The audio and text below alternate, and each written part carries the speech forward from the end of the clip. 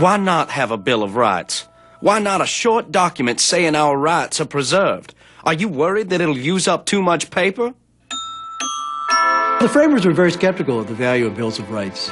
They'd been attached to many of the early state constitutions, and they hadn't been very effective. They tend to be statements of general principles, which are nice in the abstract.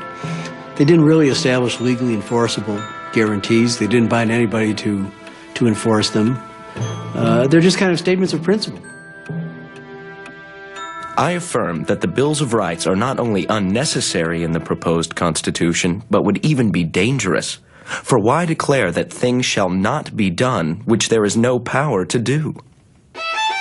Congress shall make no law respecting an establishment of religion. The right of the people to keep and bear arms shall not be infringed. To be secure against unreasonable searches and seizures shall not be violated. Freedom of speech. But in 1791, having sifted through over 200 suggestions, Madison presented a Bill of Rights that would be incorporated into the U.S. Constitution as the first 10 amendments.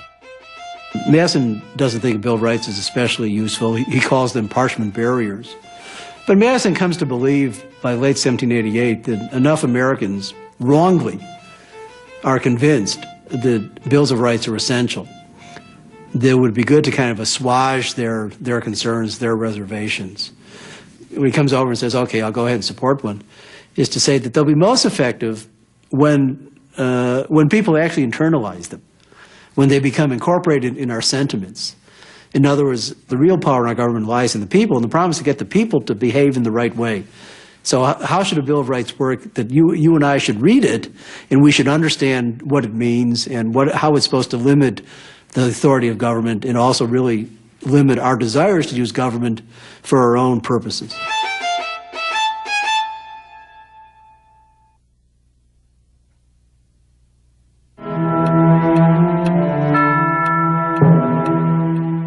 We, the people of the United States, in order to form a more perfect union, establish justice, ensure domestic tranquility, provide for the common defense, promote the general welfare, and secure the blessings of liberty to ourselves and our posterity, do ordain and establish this Constitution for the United States of America.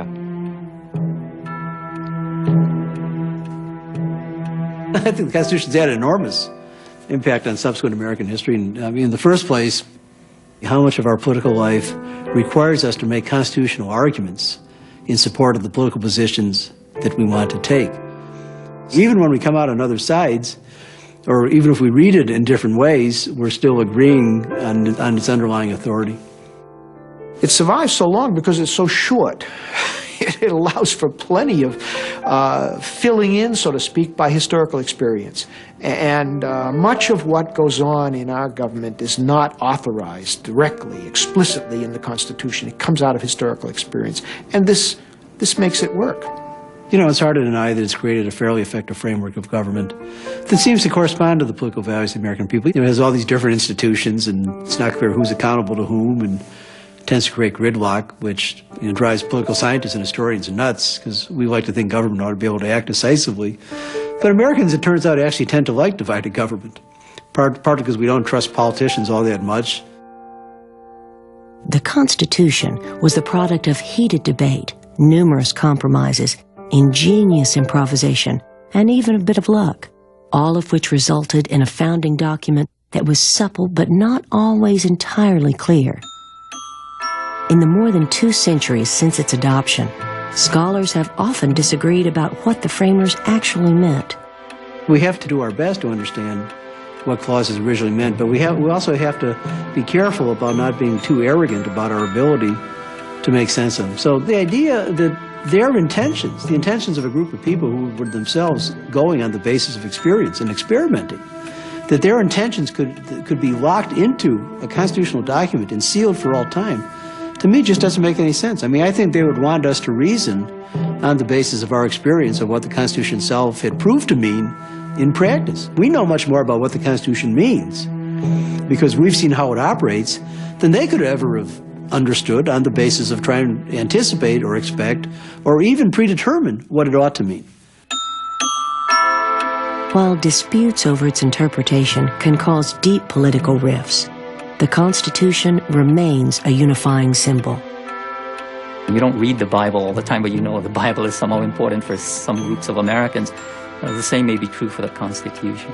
Many of us may not know precisely what's in there, but we know it's important to begin with, that disputes are settled by returning to the document and seeing whether the document supports our position or not. And so it survives, in a sense, as a symbol of American unity, more so than simply a blueprint for how the government operates.